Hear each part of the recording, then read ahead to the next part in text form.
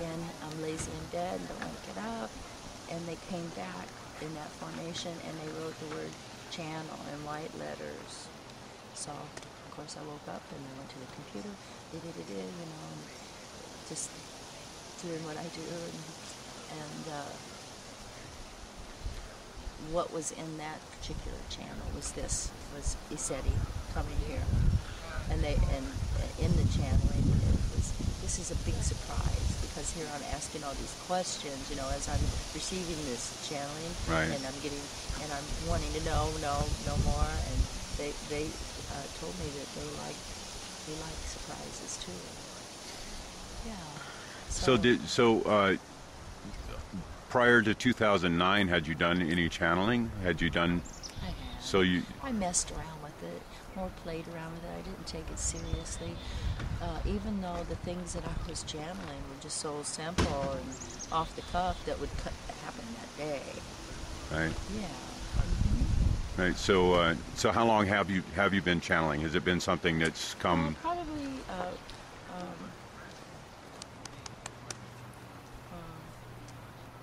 Since the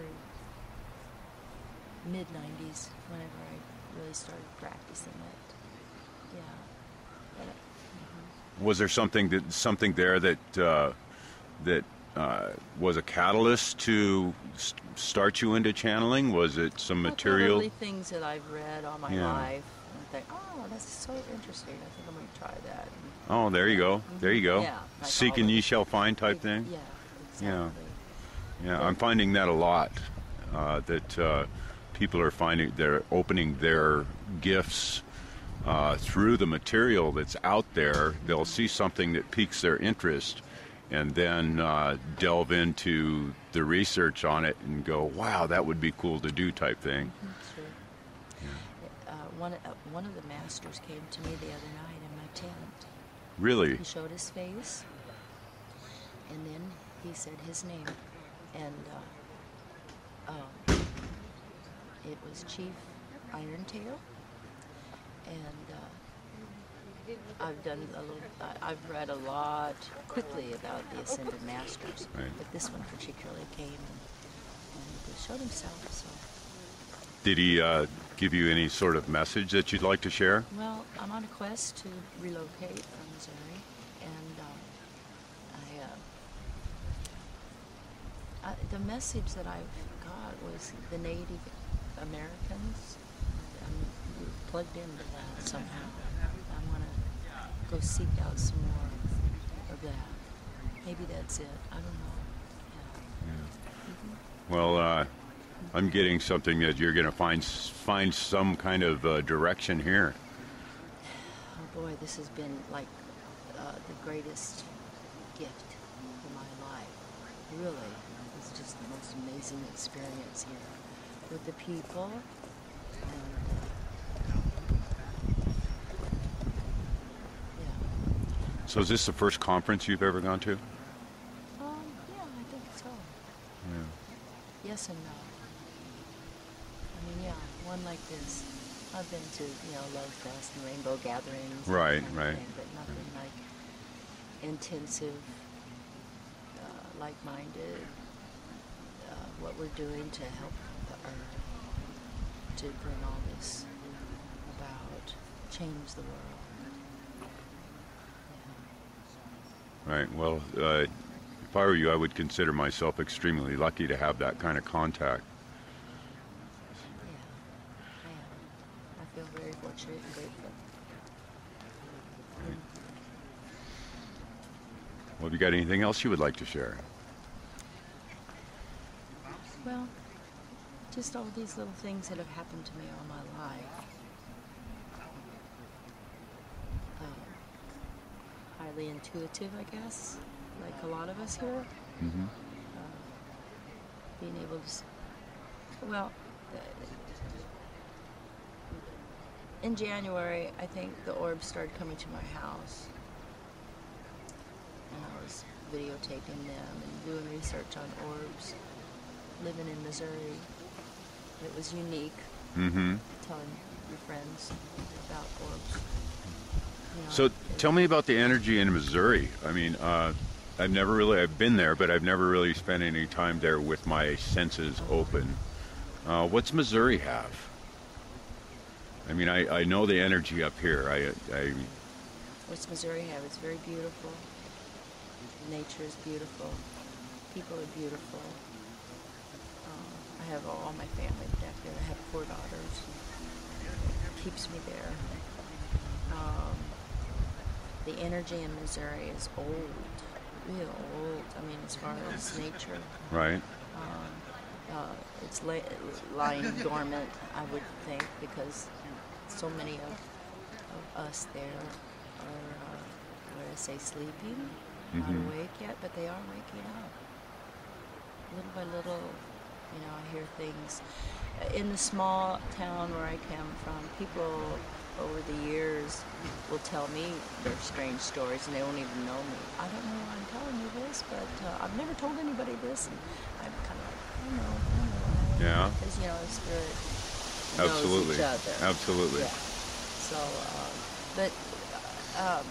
and I have a friend, she's in an isolated area too, and it becomes so lonely. You're so lonely for your family. I mean, and you can fall in depression and all this. And we start to understand, she and I, that those of us who are at these isolated places are there, have brought ourselves there, or signed a contract to be there, to hold this frequency to help awaken, just plain by being there. Does that make sense? Yes, absolutely. Yeah. Absolutely. Sometimes some of the most powerful tools are the ones that do nothing physically. They're just there to project their energy.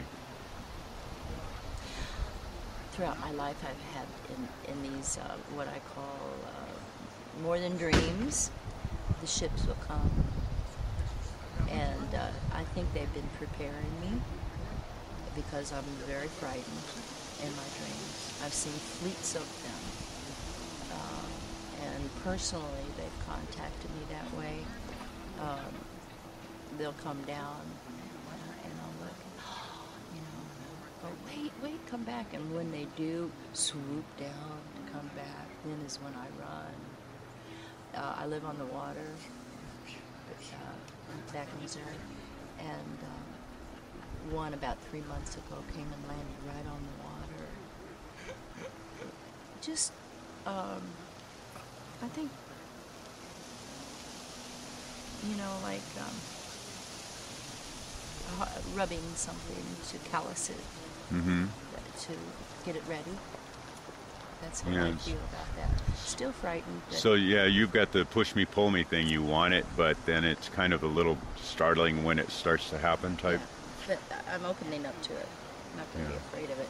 But there is that place where, you call in the highest Christ light. And that's what I'm learning to call in that. And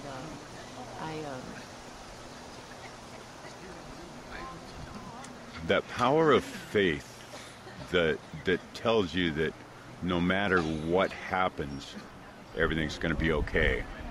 No matter what happens, everything's going to be okay. That knowing is, for me personally, that knowing has been one of the biggest things in my life that have totally washed the fear, the worry, the doubt out of my life. It's the knowing that no matter what, everything's going to be okay.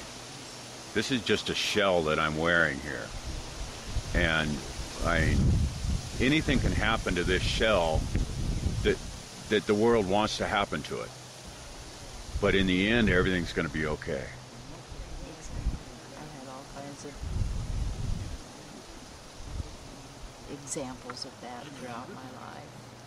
One day when my one daughter and I were sleeping in our bed, we were the only ones there. I woke up in the morning. Well, actually, it was a Sunday, and I took her to church with me in this small town in Missouri. And they give you programs, bulletins when you walk in. Baptist church? No, it was St. Peter's United Church of